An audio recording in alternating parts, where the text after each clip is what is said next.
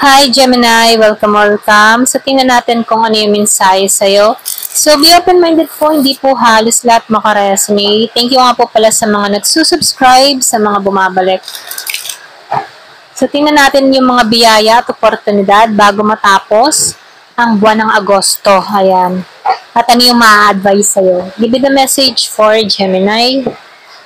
Ano yung mga biyaya, oportunidad at advice sa'yo bago matapos ang Agosto.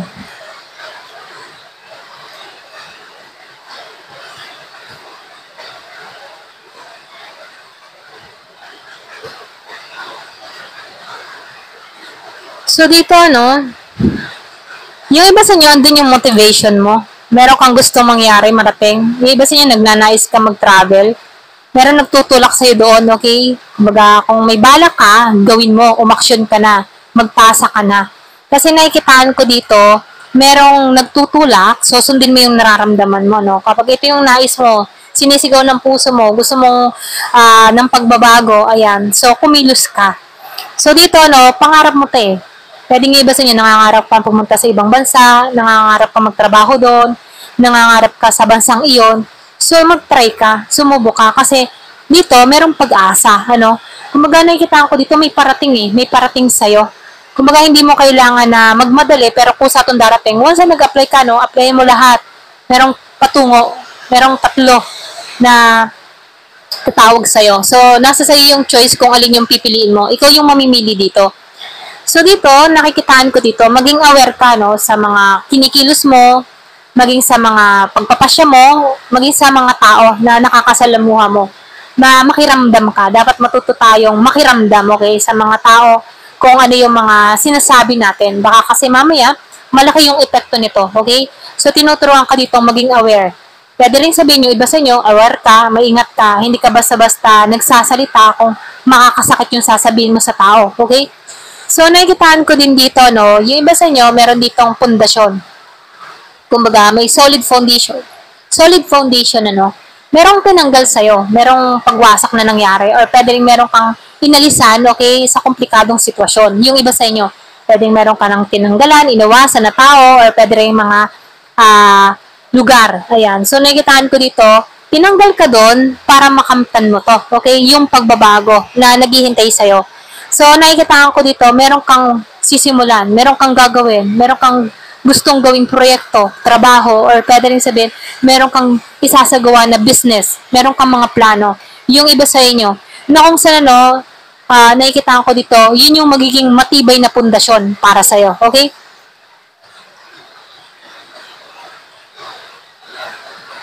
So, sinasabihan ka dito, yung iba sa inyo, mag-ingat ka.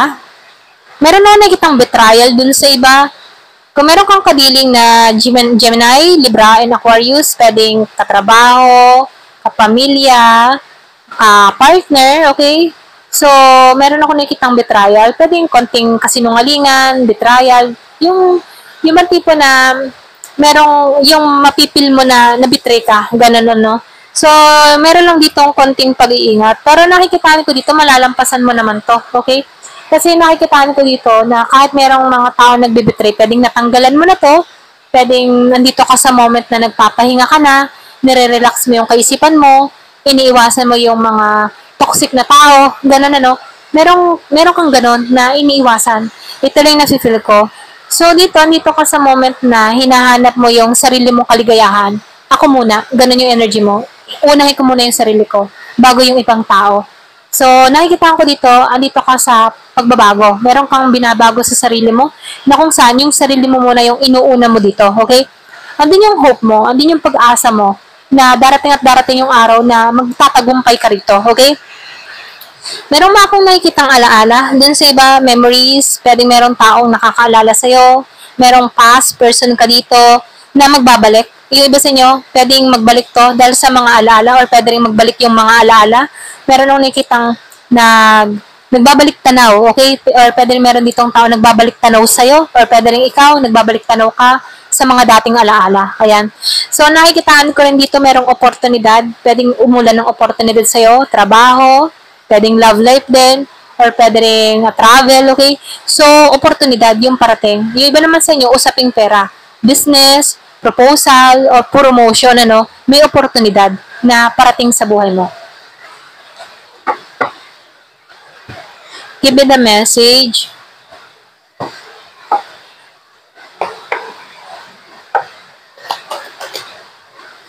So, meron ako nakikitang business na sa iba, may bala ka sa business, okay? So, meron balita. Yung iba sa inyo, meron ka marireceive na balita. So, swerte, no? Good luck. Good luck yung parating. Kahit meron ka mga pinagdadaanan sa financial, hindi naman sobra-sobra yung pinagdadaanan mo. Meron pa rin swerteng dumarating. Ito lang yung nakikita ko. Give me the message. So, meron ditong January. Pwedeng importante na nangyari ng January.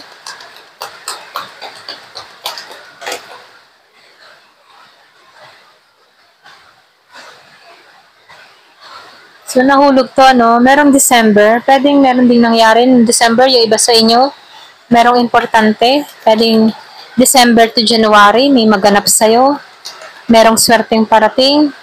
Merong celebration na parating dun sa iba sa inyo. So, magsaya ka, no? Kasi merong swerteng at biyaya na naghihintay dito. Wow, new home. Bagong bahay. Bagong attitude dun sa iba. Pwede ito yung parating sa'yo. Pwedeng meron kang sisimulan ngayong December to January. Merong ikang ipapagawa or merong paglipat ng lugar. Bagong bahay. Bagong environment. So, yun na sa inyo. Meron ditong malalim na relasyon or friendship. Malalim na friendship. Same sex. So, meron ditong konting advice, yung man tipo na, halimbawa, meron kang mga problemang pinagdadaanan at hindi mo na alam kung paano to lusutan, kumbaga, halimbawa, nasasangkot ka sa problema, issue ng ibang tao, at wala ka naman, kung isinasangkot ka dito, ito na yung time para alisan to. Or kapag halimbawa sa isang sitwasyon na mahirap, tanggalan mo na to, okay? Para lang sa ganun, hindi ka madiin sa problema. Kung may mga problema ang kinakaharap, wag kang makikisaw-saw. Yung iba kasi nakikisaw-saw di ba? Problema ng iba. Nakikialam, ganyan. Wag kang makikialam para hindi ka masangkot, ganun.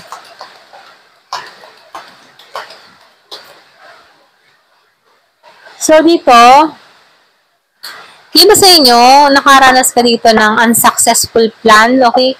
Pero, ganun pa man, kahit may mga ganito, magtuon ka pa rin sa positive side, okay? Meron itong fair woman. So, nakikitaan ko dito, meron parating sa'yo, blonde hair, fair woman siya, mabait, pwede ibang lahi to.